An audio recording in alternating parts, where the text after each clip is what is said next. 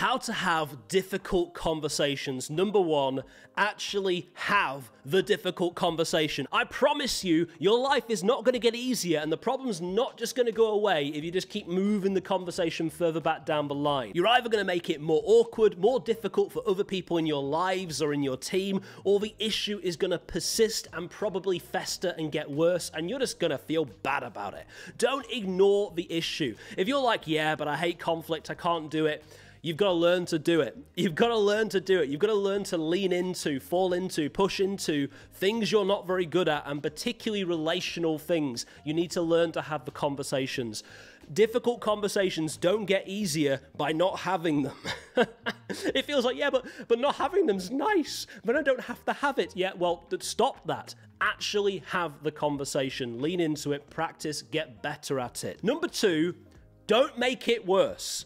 Don't make the issue worse by doing the conversation badly. Now, this is slightly different depending on whether they came to you with an issue or you've gone to them with an issue. If they've come to you and they have an issue with you, there is something in your relationship that's going badly that they think you're responsible for, then two things. First off, listen.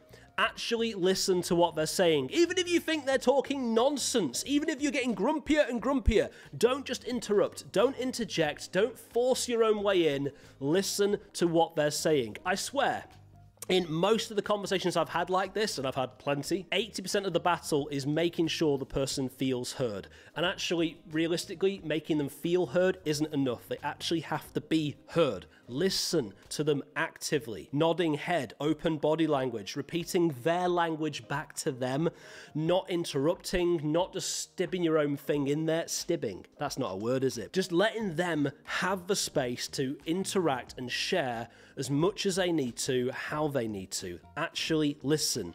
The second thing is ask questions. You want to make sure, because when people come at you with issues, often it's generalities, often it's abstract and non-specific. I just kind of feel that you're always a bit like this, or you're always just a bit down, or you're just a bit grumpy, or you don't seem to like me very much. Ask them, not pedantically, not to be a nuisance, not to sort of sneak out of your responsibility, but ask them, I'm really sorry to hear that. Could you just to let me know, when was an example of that? Can you tell me a time that that's happened and what it felt like? What is it specifically that I did?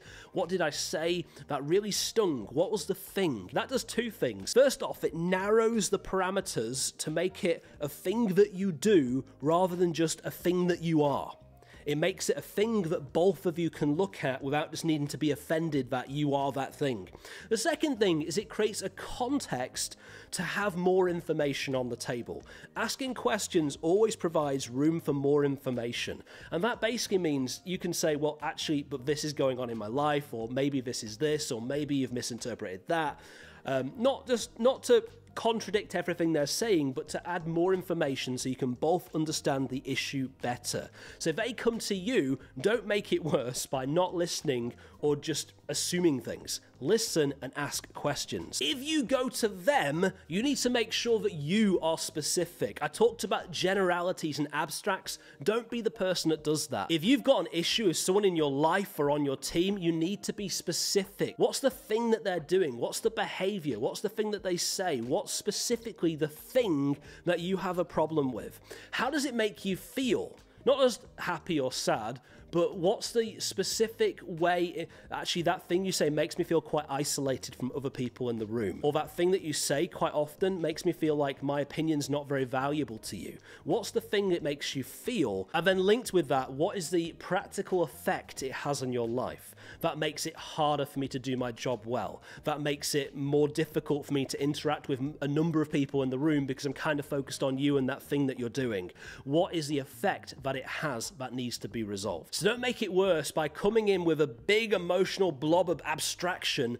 Be specific, be clear, be straightforward. Number 3, pick your time and place properly. It's incredibly important that the context for conflict is healthy. So for instance, if the issue that you've got, the difficult conversation you have is with your partner and you're going to bed at night and you're exhausted and you've had a long day and you've both been working and you're about curling up and then you say, oh, by the way, you're always a bit of a snot about this thing.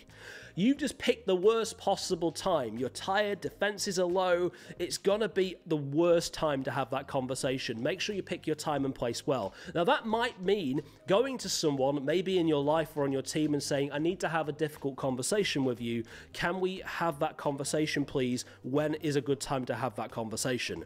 Can we meet up? Can we spend some time after the meeting tonight? Can we work out a time to go through this in a really healthy way? And linked with that, don't do it in front of lots of people. Don't do it in a really awkward public space. Don't do it in front of all their mates. Make sure you've picked the time and place properly. So time and place, but I want to throw another word into this time and place thing, and that's honesty. When you approach a conversation, if you're worried, if you're nervous, if you're scared, if you're anxious about the conversation, fine. Say it. Say, look, I really want to have this conversation with you, but I'm kind of nervous that I'm going to fumble my way through it. I'm not very good at this sort of thing, and just forgive me if I waffle a little bit or I'm not very clear, and feel free to ask me questions.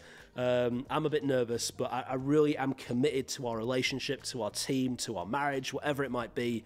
So please just help me out here. 2 more things. Number 4, actually ask the question. And the question is, what needs to change? What needs to be done? Now we've had this conversation, we've talked about the behavior, the issue, the feeling, the effect. What needs to change? I need you to maybe do this, or you need me to do that. What specifically would you like about the behavior of a situation to change? It might need a bit of compromise or some conversation, but make sure you don't end the conversation without being clear about what needs to happen. And then 5, finally, once it's all done, be done. Be done with it and move on. Don't be constantly bringing it up. Don't try to recycle the stuff you've talked about 4 or 5 times. Don't get mega emotional. Once it's done, draw a line under it, even if it feels a little bit uncomfortable, and move on. Be done. So actually have the conversation. Don't make the conversation worse. Make sure you pick your time and place well and be honest with the person. Actually ask the question, what needs to change? And once it's done, be done. And an extra little tip for those of you who are in a professional setting, so the conflict is with a member of your team or a member of your staff, maybe make some objective notes during the conversation. You said this, I said this, we agreed this, and then make sure you both have a copy of those notes. It's important for records, it's important for accountability, it's important to show that you did it well and you did it together. And that's it.